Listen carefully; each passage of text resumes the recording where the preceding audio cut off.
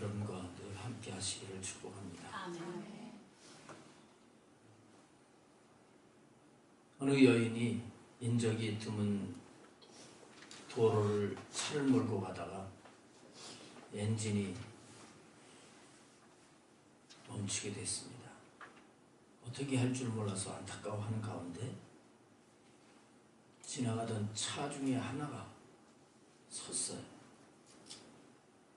기대를 하고 쳐다봤는데 문을 열고 나오는 그 사람이 굉장한 부락부락한 흑인 남자였습니다. 이 여인은 그 사람을 보는 순간 두려움이 몰려왔어요. 부정적인 생각이 막 드는 거예요. 혹시 총을 들고 나를 해치지는 않나. 그런데 자기 생각하고 다르게 이 사람이 오더니 정성을 다해서 차를 이렇게 저렇게 만지고 차를 고쳐준 거예요. 그리고 그냥 훌쩍 떠나가게 됐습니다. 이 일로 이 여성은 야, 내가 이렇게 수준이 낮은 사람이라구나 하는 것을 느끼게 됐습니다. 그래서 그것을 경험으로 해서 더 나은 세상을 만들어야 되겠다 하고 트레버라고 하는 소설을 쓰게 됐습니다. 자기가 우연히 받은 그 도움이 너무 고마워서 나도 어떻게 하면 많은 사람들에게 도움이 될까 하고 쓴 책이에요. 근데 이 책이 베스트셀러가 되고 영화까지 만들어지게 되었습니다. 그 작가가 캐서린 나이언 하이디라고 하는 사람입니다. 여러분, 우리가 세상을 살아가면서 우리의 고정관념, 우리의 선입관, 내 생각 이걸 가지고 잘못 사는 부분이 많이 있는 걸 알아야 됩니다.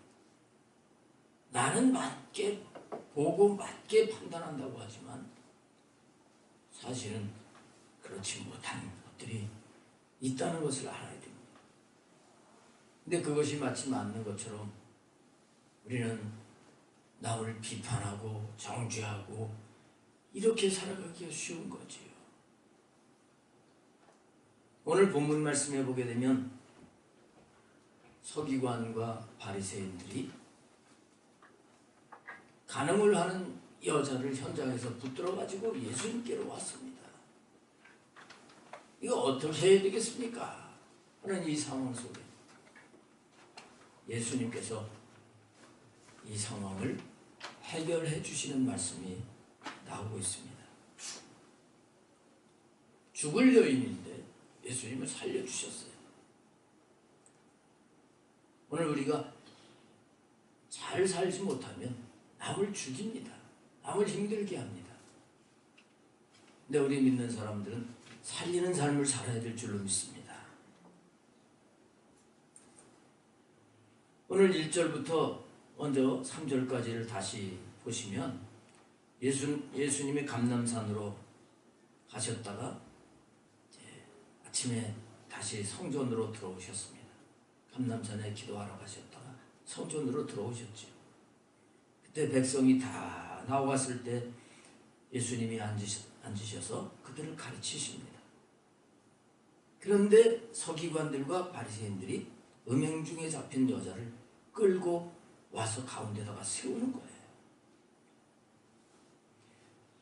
자, 이렇게 된 이 상황을 우리가 이해를 해야 됩니다.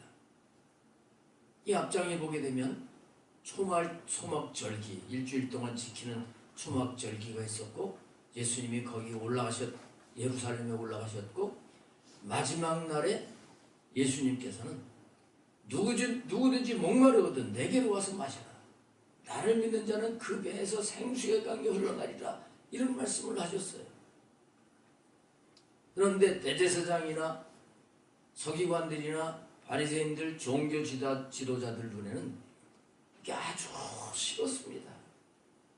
많은 사람들이 주님의 말씀을 듣고 그리고 주님을 굉장히 좋아하고 이런 분위기가 되는 걸 그들은 아주 싫어했어요. 그래서 7장 45절에 보면 이들이 아랫사람을 보내면서 예수님을 잡아오라 그래요. 근데 잡으러 갔던 이 아랫사람들이 예수님 말씀을 듣고 와서 하는 얘기가 우리가 아직까지 이런 말씀을 들어보지 못했다. 이렇게 보고를 하는 거예요. 그래서 이 종교 지도자들은 아하, 이렇게 그냥 몰래 슬그머니 잡아다가 없애는 이 방법은 안 되겠구나 하고 머리를 쓴 게 공개적으로 잘못을 모든 사람들이 인정하고 그래서 잡아서 죽여야 되겠다. 이렇게 그들의 계교를 꾸미게 된 거예요. 그래서 예수님을 함정에다가 빠뜨리려고 음행 중에 있는 여자를 끌고 예수님 앞에 세운 거예요. 4절 5절 말씀을 보면 그들이 와서 하는 말이 예수께 말하되 선생이여 이 여자가 가늠하다가 현장에서 잡혔나이다. 모세는 율법에 이러한 여자를 돌로 치라 명하였거니와 선생은 어떻게 말하겠나이까. 근데 6절 상반절에 보면 그들이 이렇게 말하면 고발할 조건을 얻고자 하여 예수를 시험함이로라 이렇게 말씀하고 있어요. 이 여인을 끌어와가지고 어떻게 할까요? 예수님께 질문을 하는데 예수님을 함정에 빠뜨리려고 하는 겁니다. 왜냐하면 모세의 율법대로 한다고 하면 간음을 행한 자는 남녀 모두를 끌어다가 성 문 앞에서 돌로 쳐서 죽이라는 거예요. 근데 예수님이 율법대로 한다고 그를 돌로 쳐라 이렇게 하시게 되면 문제가 생깁니다. 무슨 문제가 생길까요? 예수님이 등장하셔서 하신 말씀이 원수도 사랑해라. 악한 자를 대적하지 마라. 용서하라. 7번씩 70번이라도 용서를 해라. 그리고 병자를 고치시고 그리고 정말 죄인들 그 창기들을 이런 사람들을 받아주시고 그들을 용서하시고 이렇게 사랑으로 사셨던 분이신데 저를 돌로 치라 그렇게 하면 그동안 예수님이 말씀하시고 살았던 게 다 무너지는 거예요. 그렇게 되면 이들이 그거 봐라 저거 말만 저렇게 했지 아주 말하고 행동하고 다른 사람이다 이렇게 하면서 예수님을 매도하려고 했던 거예요.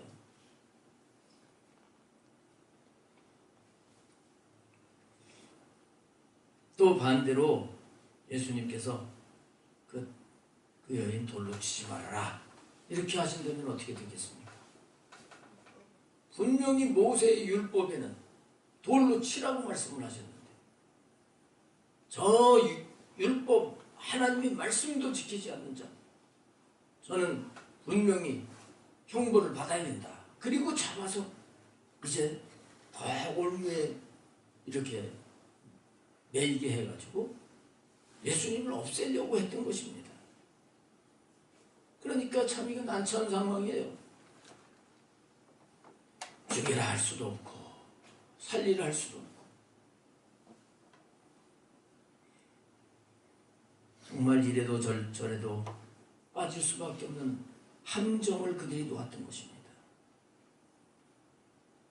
자, 여기까지 우리가 말씀 속에서 오늘 우리에게 적용을 해봐야 돼요.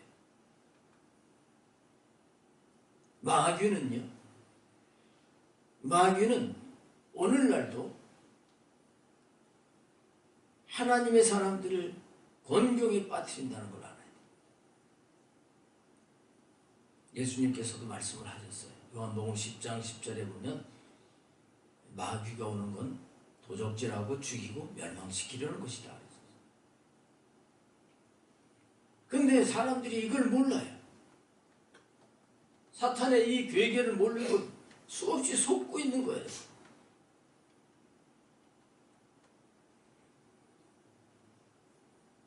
서기관들과 바리새인들, 율법학자들, 이들의 본분 사명이 뭡니까? 이들은 하나님이 주신 그 말씀을 잘 익혀가지고 하나님이 의도하신 그 뜻대로 백성들에게 전달해서 하나님을 잘 섬기게 하는 게 이것이 그들의 본분이에요. 그런데 이들은 지금 말씀을 가지고 예수님을 죽이려고 하는 거예요. 예수님을 올무에 묶으려고 하는 거예요. 이게 사탄이 하는 일이죠. 하나님이 모세를 통해서 하나님 백성들에게 율법을 주신 것은 분명히 하나님 말씀입니다. 그 율법을 통해서 우리가 그 말씀대로 살지 못하는 죄인인 것을 깨닫고 주님의 은혜 보좌 앞에 겸손하게 엎드려서 은혜를 구하는 가운데 하나님으로 살게 만드시려고 주신 것입니다. 이 사실을 알지 못하고 이들은 율법을 가지고 사람을 죽이려고 하는 겁니다. 예수님까지 죽이려고 하는 겁니다. 오늘도 이런 삶을 살기가 쉽다는 거예요. 근데 이렇게 사는 것은 마귀에게 이용당하는 거예요. 속는 거예요. 그런 얘기가 있잖아요. 믿는 사람들은 성경 가지고 싸운다고. 부부가 다 믿으면 부부싸움을 할 때도 성경 구절을 가지고 싸워요. 이거 봐라, 몇 장 몇 절에 용서하라 그랬는데 왜 당신은 용서하지 않느냐. 말씀대로 살지 않으면서 집사냐. 그러면 당신은 몇 장 몇 절에 사랑하라고 하셨는데 그것도 덮어주지 못하고 뭘 나한테 잘못했다고 하느냐. 이런 식으로 산다면 사탄에게 속는 거예요. 말씀은 이렇게 이 잣대를 다른 사람이 갖다 대면서 이거 봐라 말씀대로 지키지 못했지 이렇게 하면서 정죄하라고 주신 게 아니란 말이죠. 근데 이 서기관들 바리새인들은 지금 그렇게 살고 있는 거예요. 우리가 정신 안 차리면 이런 삶을 사는 거예요. 특별히 뭐 영적으로 조금 이제 기도를 많이 하고 좀 체험하고 안다고 하면 그러기에 쉽습니다. 보면서 아이고 저거 육적이에요. 육신이 또 나오는구만.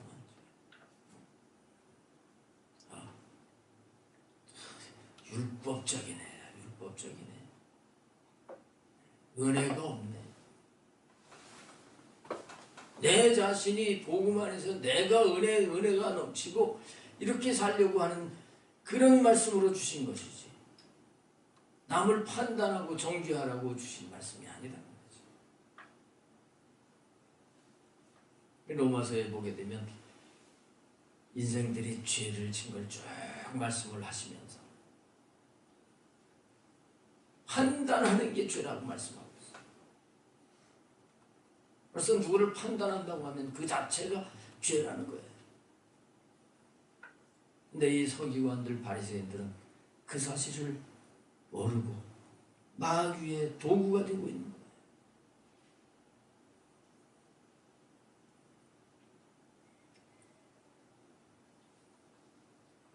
이들도 하나님의 백성이라고 하고 또 예수님 믿는 사람들도 하나님 백성이라고 보면 한 민족이면서 한 하나님의 자녀라고 볼 수 있잖아요.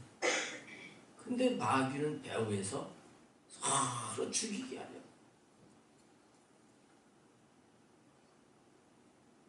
서로 아군끼리 총질을 해가지고 서로 죽이게 하는 거예요. 믿는 사람들끼리 서로 이제 뭐가 잘못됐다 이렇게 정죄하고 하면서 서로 죽게 만들고, 심지어는 가족 간에도, 가족 간에도 판단하고 정죄하게 만드는 것을 알아야 되는 겁니다. 잠언 17장 9절에 보면 허물을 덮어주는 자는 사랑을 구하는 자요, 그것을 거듭 말하는 자는 친한 벗을 이간하는 자니라. 허물을 덮어주는 자가 사랑하는 자.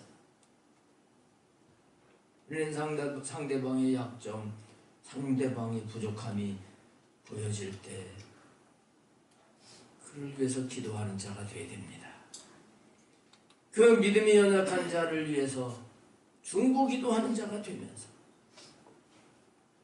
이렇게 나가면 내가 영적으로 유익이 되고 성장에 갈 수 있는 건데, 이들은 무조건 좋지 않은 눈으로 보는 거예요. 이런 자들 앞에서 예수님이 어떻게 하시는가? 6절부터 보겠습니다. 이들이 고발하려고 예수님을 시험하는데 예수께서 몸을 굽히사 손가락으로 땅에 쓰시니, 손가락으로 땅에다가 쓰셨어요. 뭘 쓰셨을까? 뭘 쓰셨을까? 쓰시고 났는데 7절에 보시면 그들이 묻기를 맞이 아니하는지라 이렇게 말씀했어요. 땅에다가 손가락으로 글씨를 쓰셨는데 사람들이 뭐 질문도 하지 않고 대답도 하지 않고 반응을 안 했다는 말씀입니다. 근데 이 부분을 정통적으로 이제 땅에다 뭘 쓰셨을까? 이게 해석을 하는 방법 가운데 하나가 땅에 쓰셨다. 이 단어 헬라어죠. 그 헬라어의 뜻으로 이제 해석을 하는데요. 카타그라펜이라고 하는 단어입니다. 근데 카타라고 하는 것은 무엇에 대항을 한다 그런 뜻이에요. 대항을 한다. 그라펜이라고 하는 건 쓰다는 거고요. 뭘 대항해서 썼다는 거예요. 지금 돌들을 하나씩 다 들고 이 여인을 향해서 치려고 하는 이 사람들을 향해서 예수님께서 대항을 해서 글씨를 쓰셨다는 거예요. 그 대항을 했을 때 어떤 글씨를 쓰셨을까? 십계명을 썼을 것이다. 이렇게 추정을 합니다. 뭐 성경이 없으니까. 십계명에 무슨 말씀이 있습니까? 간음하지 말라, 살인하지 말라, 도적질하지 말라, 거짓 증거하지 마라, 탐내지 말라. 이런 말씀을 쓰셨을 것이다. 그러니까 이들은 십계명을 제대로 지키지 못하면서 예수님을 죽이려고 하는 그런 목적에 가늠한 여자를 지금 불러다가 돌로 치려고 하는 거예요. 근데 예수님께서 하나하나 이렇게 쓰시니까 그들이 그걸 보고 대답을 못하는 거지. 원하고 말을 할 수가 없는 거예요. 이런 상황이 됐을 때 예수님이 다시 일어나가지고 그들에게 말씀을 하십니다. 너희 중에 죄 없는 자가 먼저 돌로 쳐라. 그리고 예수님은 다시 이제 앉으셔가지고 또 글씨를 쓰셨다 그랬어요. 똑같은 거 쓰셨을 것 같아.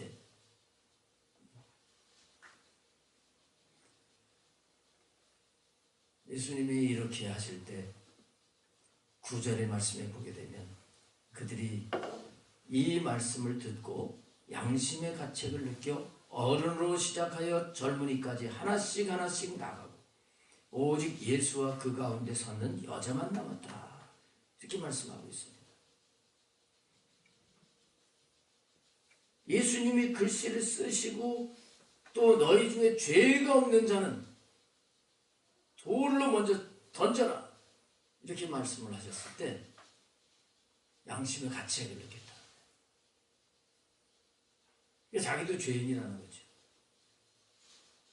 자기도 간음죄, 살인죄, 거짓말도 하고 욕심을 갖기도 하고 양심의 가책을 느껴 하나하나 돌을 내려놓고 다 가버렸다는 것. 이 여인처럼 드러나지 않았을 뿐이지 실제는 다 똑같은 인간이었다는 거죠. 다 죄인이었다는 거죠. 여러분, 오늘 우리는 이 부분을 그냥 넘어가면 안 돼요. 우리는 착각을 하기 쉽습니다. 착각하기 쉬워요. 내가 다른 사람보다 훌륭하고 다른 사람보다 좀 낫다고 하는 착각 속에 살아가기 쉬워요. 이건 착각입니다. 오늘 여기 본문 말씀을 보면서 이 종교 지도자들 나쁜 놈들이다. 그리고 이 간음하다가 걸린 이 여인도 이게 나쁜 니은이다. 그러면서 나는 괜찮은 척 하면 안 되겠다. 나는 간음죄도 짓지 않고 나는 도둑질도 한 적이 없고 나는 살인죄를 진 적도 없고 이렇게 생각을 하면 안 된다. 예수님 말씀하셨잖아요. 여자를 보고 음욕을 품는 자마다 다 가늠한 자다. 그리고 미워하는 자는 살인한 자다. 하나님 보실 때는 다 거기서 거기에요. 이거를 잊으면 안 되는 겁니다. 다 거기서 거기에요. 우린 다 하나님 보실 때는 다 죄인이에요. 다 죄인이에요. 혹시 나는 아니라고 그러는 분 있을까봐 제가 로마서 1장 29절 말씀을 한번 읽어드릴게요. 여기 걸리는 게 없는 분 있으면 한번 손을 바짝 들어보시기 바랍니다. 모든 불의, 추악, 탐욕, 악의가 가득한 자요. 시기, 살인, 분쟁, 사기, 악독이 가득한 자요. 수근수근하는 자요. 비방하는 자요. 하나님께서 미워하시는 자요. 능욕하는 자요. 교만한 자요. 자랑하는 자요. 악을 도모하는 자요. 부모를 거역하는 자요. 우매한 자요. 배역하는 자요. 배약하는 자요. 무정한 자요. 무자비한 자라. 손 드는 분 한 분도 안 계시네. 이런 말씀을 쭉 죄를 나열을 하시면서 결론은 로마서 3장에서 결론은 의인은 없나니 하나도 없도다. 의인은 없다. 그렇다면 이 여인만 돌에 맞아야 됩니까? 나도 돌에 맞을 사람이에요. 나도 돌에 맞을 사람이에요. 그리고 나는 의로워가지고 그래서 하나님 전 잘못됐습니다. 이렇게 하면서 형제의 눈에 티끌을 빼려고 한다는 말이죠. 주님은 내 눈에 들보를 먼저 빼라 말씀을 하시죠.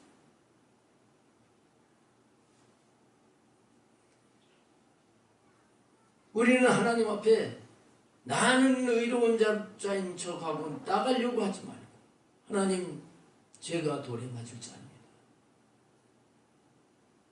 제가 돌에 맞아야 될 사람입니다. 이런 자세를 가지고 하나님 앞에 나가야 되는 거예요. 내가 얼마나 추하고 내가 얼마나 더러운 죄인인지를 발견해야 되는 거예요. 내가 얼마나 죄에 쩔어서 살고 있는 죄의 장아찌가 돼서 있는 이 모습을 발견을 해야 되는 거예요.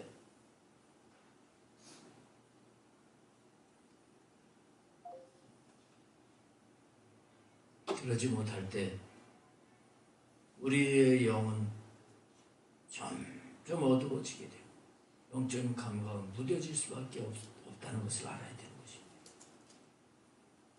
자, 이런 상황 속에서 예수님께서 어떻게 하십니까? 10절에 보면 예수께서 일어나사 여자 외에 아무도 없는 것을 보시고 이르시되 여자여 너를 고발하던 그들이 어디 있느냐? 너를 정죄한 자가 없느냐? 대답하되 주여 없나이다. 예수께서 이르시되 나도 너를 정죄하지 아니하노니 가서 다시는 죄를 범하지 말라 하시니라. 자, 예수님 참 놀라우신 분이죠.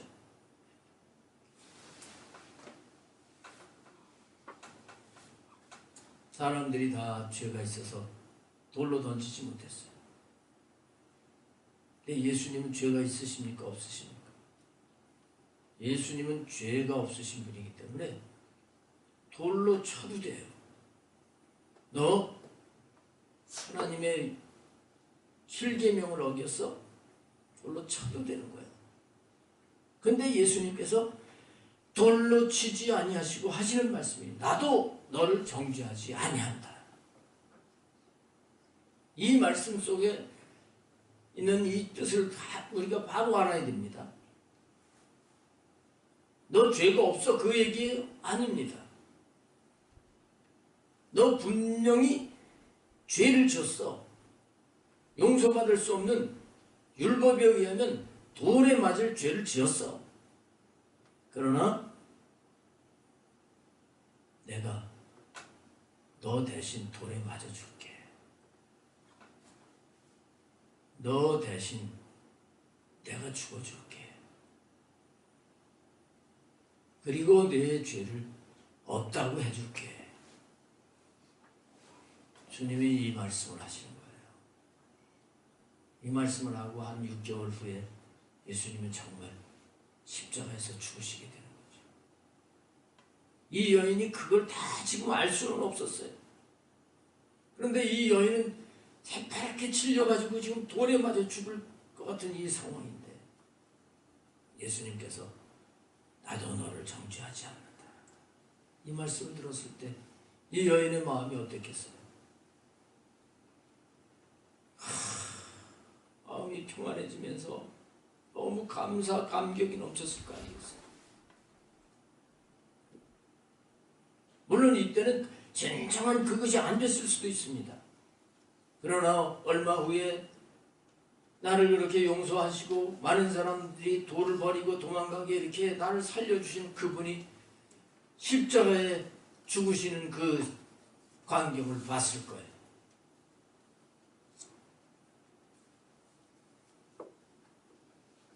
저렇게 깨끗한 분이 왜 죽나? 잘 몰랐을 수도 있습니다. 그러나 그가 성령을 받고서 영적인 깨우침을 가졌을 때 내가 돌에 맞을 것 대신해서 예수님이 채찍에 맞으시고 예수님이 대신 찔리시고 예수님이 대신 죽으셨구나. 이것을 그는 깨달았을 거예요.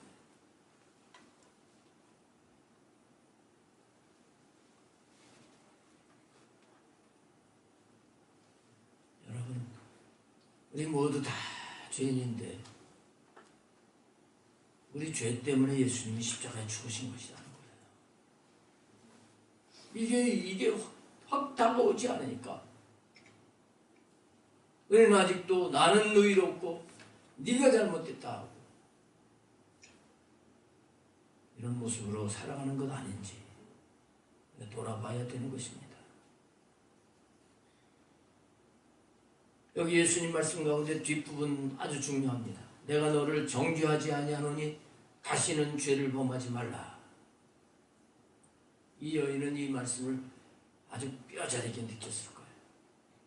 내가 돌에 맞을 죄인인데 주님이 나를 용서해 주셨다. 나를 살려주셨다. 그리고 평생 다시는 죄를 범하지 말라. 이 말씀을 새기면서 그는 감사하면서 거룩한 삶을 살았을 것입니다. 여러분, 우리가 하나님 앞에 나와서 우리는 하나님 앞에 고백을 해야 돼요. 하나님, 제가 돌에 맞을 사람입니다. 나를 불쌍히 여겨주세요. 이런 자세를 가지고 나가면 사랑의 주님이 찾아오셔서 두려워하지 마라. 너 돌에 맞아 죽지 않는다. 무서워하지 말아라. 내가 대신 너를 위해서 돌에 맞고 너를 위해서 죽었다. 나도 너를 정죄하지 않는다. 이렇게 용서해 주실 줄로 믿습니다. 근데 우리가 여기서 알아야 될 것은 너무 많은 사람들이 잘못하면 예수님이 십자가에서 담당하셨기 때문에 회개하면 되지 이렇게 시시하게 생각합니다. 여러분, 우리 죄사함은 그렇게 시시하게 된 게 아니에요. 예수님이 생명을 내주신 거예요. 생명.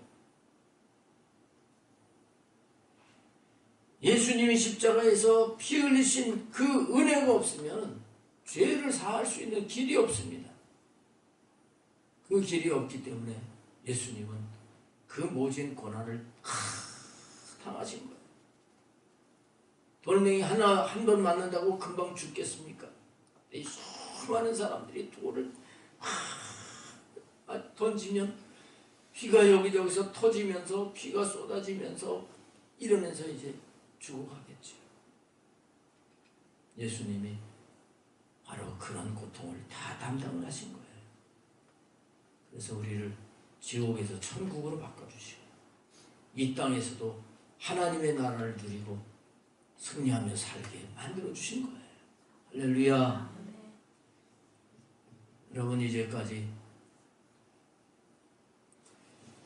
잘못된 삶을 살았을지라도 우리 주님을 모시고 주님 품으로 나가면 됩니다.